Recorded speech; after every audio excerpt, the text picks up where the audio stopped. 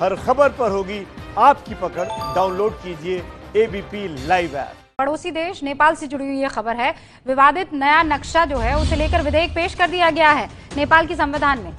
नेपाल का संसद में, माफ कीजिएगा, नेपाल की संसद में संविधान में बदलाव करने का विधेयक जो है वो पेश कर दिया है। दूसरा संशोधन विधेयक प्रतिनिधि सभा में प्रस्तुत कर दिया गया है।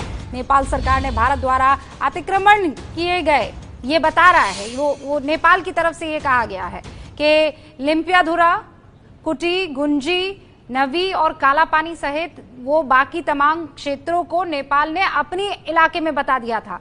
उस नक्शे में परिवर्तन करके और वो अपना बताया था।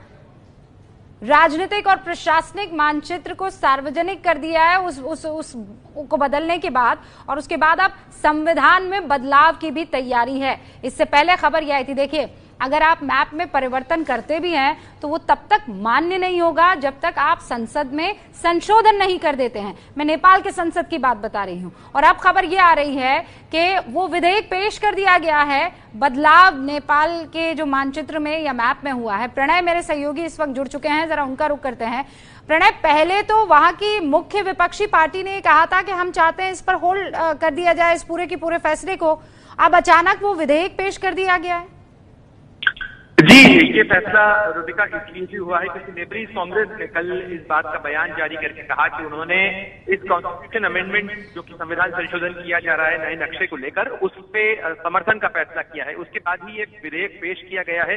यानी निश्चित रूप से ये विपक्षी दलों के लिए भी एक चुनौती थी। जिस तरीके का दांव केपी शर्मा ओली जो प्रधानमंत्री है नेपाल के, उन्होंने चला है, और ऐसे में किसी भी मुल्क में किसी भी विपक्षी पार्टी के लिए देश के नक्शे पर विरोध करना शायद संभव नहीं है, और यही वजह है कि नेपाल की संसद में फिलहाल ये रखा जा रहा है। लेकिन निश्चित रूप से ये भारत और नेपाल के बीच में जो 8 मई के बाद से तनाव शुरू हुआ है नक्शे को लेकर, वो बढ़ाता है।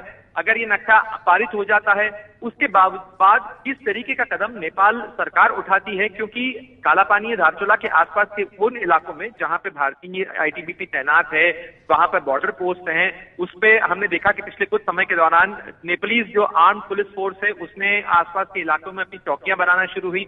तो क्या ये आगे एस्केलेशन की तरफ जाता है? बातचीत की केवल बयान दिए जा रहे हैं, लेकिन नेपाल की तरफ से अभी तक बातचीत का कोई प्रयास ऐसा नहीं हुआ है। भारत ने भी ये स्पष्ट किया है कि नेपाल अगर बातचीत के जरिए इस मामले को सुलझाना चाहता है, जिसके लिए भारत तैयार है, तो उसके लिए एक माहौल होना चाहिए। आक्रामक बयानों के साथ, जैसे बयान प्रधानमंत्री ओली दे रहे हैं या जिस तरीके के बयान नेपाली सत्तारूढ़ दल दे रहे हैं, उन बयानों के साथ उस माहौल के अंदर बातचीत संभव नहीं होगी और समाधान का रास्ता मुश्किल हो सकता है। तो ये लेकिन इसके बावजूद रुबिका, अगर जिस तरीके से नेपाल की संसद में इस प्रस्ताव को बढ़ाने की कोशिश हो रही है, निश्चित रूप से ये सीन एक्ट किया जा रहा है, लेकिन इसका जो निर्देशक है वो कहीं और बैठा हुआ है। यानी सीधे सीधे चीन की जो भूमिका है इस पूरे घटनाक्रम के अंदर, भारत के आसपास के सीमा क्षेत्रों में, चाहे लद्दाख का मामला हो, चाहे नेपाल का मामला हो, पाकिस्तान के साथ तो एलओसी के ऊपर लगातार चलता ही रहता है।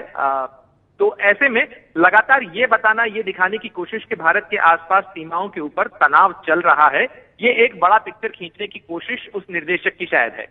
जी रुबिका। और ये इसलिए भी महत्वपूर्ण हो जाता है और इस लिहाज से महत्वपूर्ण हो जाता है, प्रणय, आप ये कह रहे हैं कि भारत सरकार इसको इतना बड़े लेवल पर ले नहीं रही है, तरजीह नहीं दे रही है कि अगर नेपाल को बातचीत करनी है तो कर ले भाई, हमारा इलाका है, अब आप इसे दिखा दो तो इससे हमें क्या फर्क पड़ता है। क्या ये वाली भी फीलिंग है? नहीं रुबिका, इस तरह से नहीं कहा जा सकता। भारत और नेपाल के रिश्ते जिस तरीके के हैं, जितने गहरे रिश्ते हैं सांस्कृतिक तौर पर, ऐसे में ये नहीं कहा जा सकता कि भारत सरकार बेपरवाही के साथ या लापरवाही के साथ इस मामले को सुलझा रही है।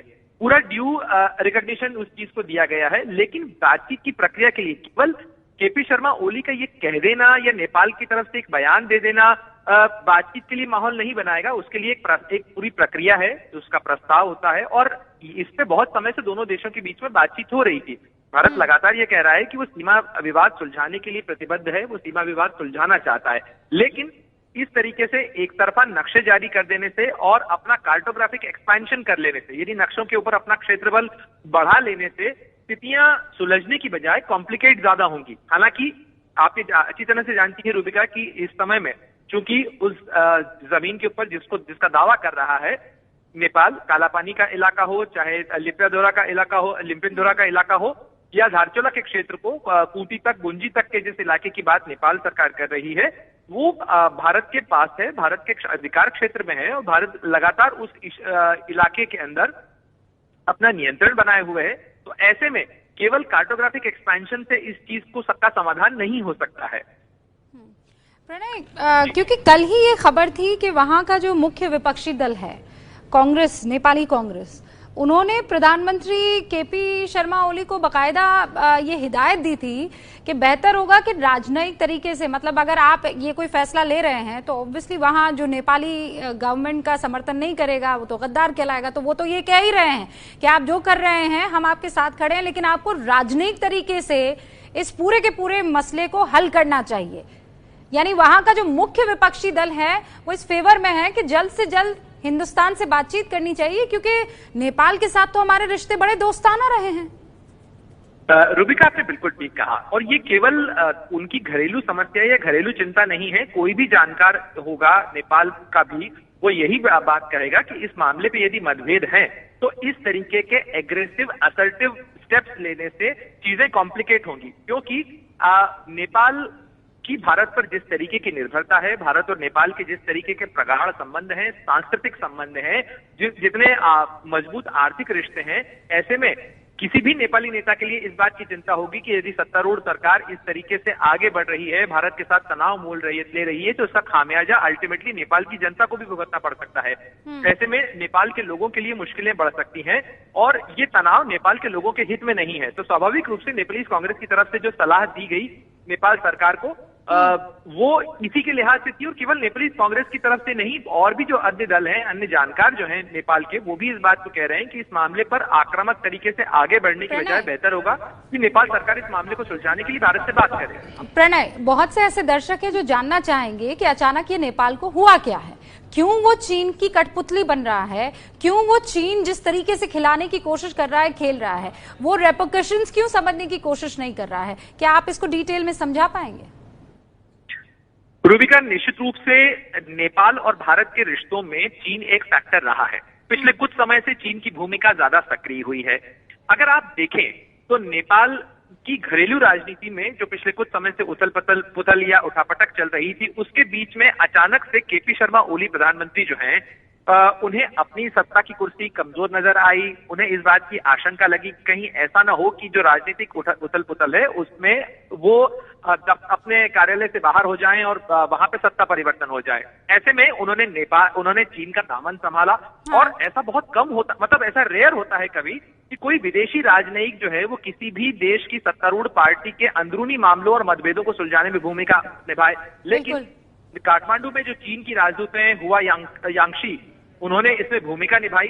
और अगर मैं थोड़ा सा आपको हुआ यांगशी के बारे में बताऊं रूबिका, तो बड़ा रोचक है कि हुआ यांगशी जो है पीकिंग यूनिवर्सिटी से उर्दू की मेजर है, बहुत समय से जो डिपार्टमेंट ऑफ फॉरेन अफेयर्स है वहां एशिया मामलों को देखती रही। और अगर आप उनका बायोग्राफी पूरी तैयारी के साथ, हाँ प्रणय, पूरी तैयारी के साथ कि हिंदुस्तान को भी समझना है, नेपाल को भी समझना है और उसके बाद जो खेल करना है, चीन इसी में तो महारत हासिल किए हुए है, छल और कपट यही करता है और इस बार भी ये करता हुआ नजर आ रहा है। फिलहाल बहुत बहुत शुक्रिया प्रणय डिटेल में समझाने के लिए। लेकिन ये मसला क्या है, आपको ये रिपोर्ट से समझना चाहिए। केंद्रीय मंत्रिमंडल की बैठक में देश का जो राजनीतिक नक्शा पास करने का फैसला किया गया है, उसमें भारत के साथ सीमा पर लिम्पियधुरा, लिपुलेख और काला पानी के इलाकों पर दावा ठोका गया है। इन 3 इलाकों को मिलाकर नेपाल नया नक्शा जारी करने जा रहा है। मंत्रिमंडल की बैठक में निर्णय लिया गया है कि नेपाल के सभी 7 प्रदेशों, 77 जिलों और 753 स्थानीय इलाकों को मिलाते हुए नया नक्शा जारी किया जाए। नया राजनीतिक नक्शा नेपाल का भूमि प्रबंधन मंत्रालय जल्द जारी करेगा। पुराने और नए नक्शे में अंतर को समझने के लिए इन दोनों नक्शों को देखिए। बाईं ओर दिख रहा मैप मौजूदा मैप है, जबकि दाईं ओर वाला प्रस्तावित है। दाईं तरफ वाले मैप में बिल्कुल बाईं तरफ एक नोक सी दिख रही है, जहां पर ये तीनों इलाके स्थित है, जिन पर नेपाल अपना हक जता रहा है। भारत और नेपाल के बीच ये सीमा विवाद करीब साल भर पहले ही गरमाना शुरू हो गया था, जब भारत ने अगस्त 2019 में जम्मू कश्मीर से अनुच्छेद 370 खत्म कर 2 केंद्र शासित प्रदेश बना दिए।